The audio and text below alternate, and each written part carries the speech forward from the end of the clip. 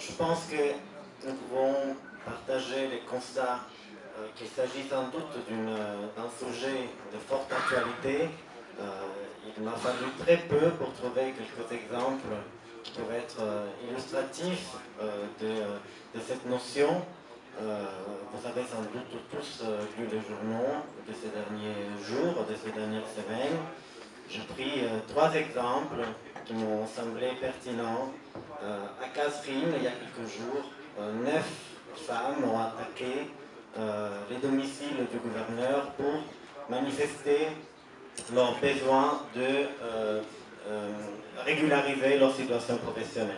Ils ont menacé de se suicider devant les gouverneurs et sa famille au cours de la nuit. Ce qui se passe à Maktar, à Siliana, vous en avez sans doute entendu parler, les populations manifestent depuis plusieurs jours contre le chômage, contre ce qu'ils appellent le laxisme des autorités, contre l'accès à l'eau potable, contre la corruption qui sévit toutes les institutions, que ce soit les hôpitaux, les postes de police et tous les services publics de base.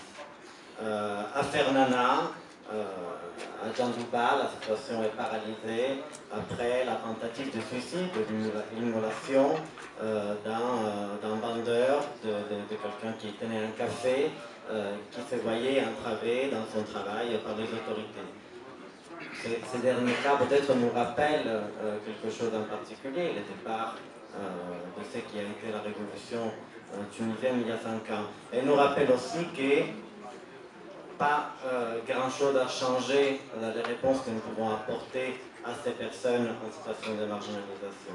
Pourquoi je vous raconte tout ça? C'est pas juste pour faire un point d'actualité, c'est parce que j'avais envie aussi de partager cette invitation lors de cette rencontre à sortir un peu du débat d'experts. Certes, les questions que nous traitons ici sont parfois complexes, mais j'aimerais bien qu'on revienne un peu sur les terrains, qu'on revienne un peu aux valeurs et aux objectifs stratégiques qui doivent conduire la réflexion sur ces questions pour éviter justement encore des débats stériles qui n'apportent pas les réponses aux personnes et qui risquent d'envenimer encore plus la situation. Quand nous avons appuyé les FTDS à déposer les dossiers sur Kasserine, région victime de l'IDD, nous avons eu une intuition.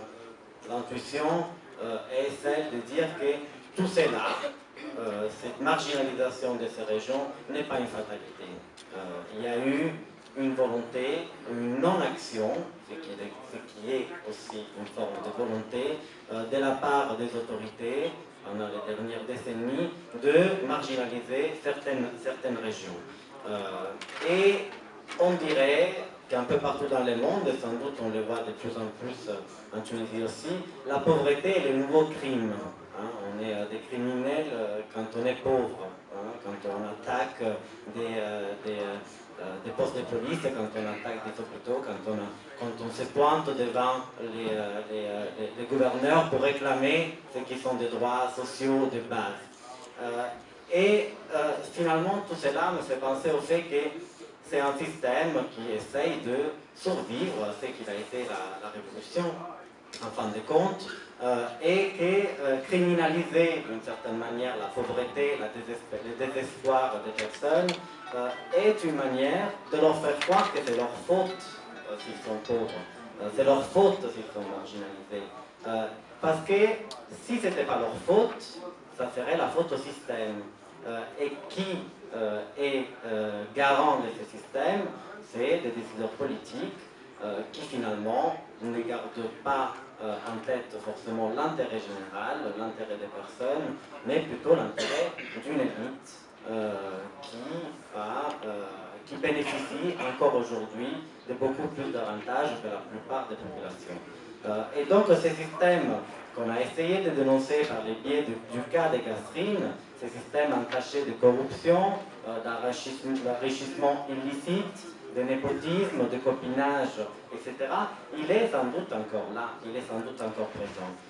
Et quand nous avons saisi l'IVD de ces dossiers, c'était parce que nous pensons que les réponses, en tout cas une partie des réponses, se trouve justement dans le processus de justice transitionnelle. La justice transitionnelle, elle peut appuyer à résoudre ce problème, à créer une véritable rupture avec le passé, de plusieurs manières. J'en citerai que trois, sans doute, en tout cas celle à laquelle je pense. D'abord, révéler la vérité. Il est essentiel que nous puissions savoir à qui profitent les crimes, qui c'était ces personnes, qui sont peut-être encore ces personnes, qui, aux dépens d'une grosse partie de la population marginalisée, finalement profitent de ces systèmes-là. Dans l'intérêt de qui ces systèmes est perpétué. Et nous avons besoin de connaître cette vérité. La population veut connaître cette vérité. Sans doute, on va en parler aujourd'hui, les réparations sont très importantes. Mais là, il y a besoin de réfléchir à quel type de réparation nous pouvons donner, nous pouvons apporter dans le cadre des régions marginalisées qui ont fait l'objet de décennies d'abandon. Et là, ce que nous avons proposé dans le cas de Catherine, c'est de repenser les politiques publiques et de les croiser avec les acquis constitutionnels qui parlent de contrôle démocratique local. C'est sans doute l'une des pistes qu'il faudra explorer pour sortir, pour rompre véritablement avec les pratiques du passé. Et enfin, sans doute, et très important, l'assainissement des institutions.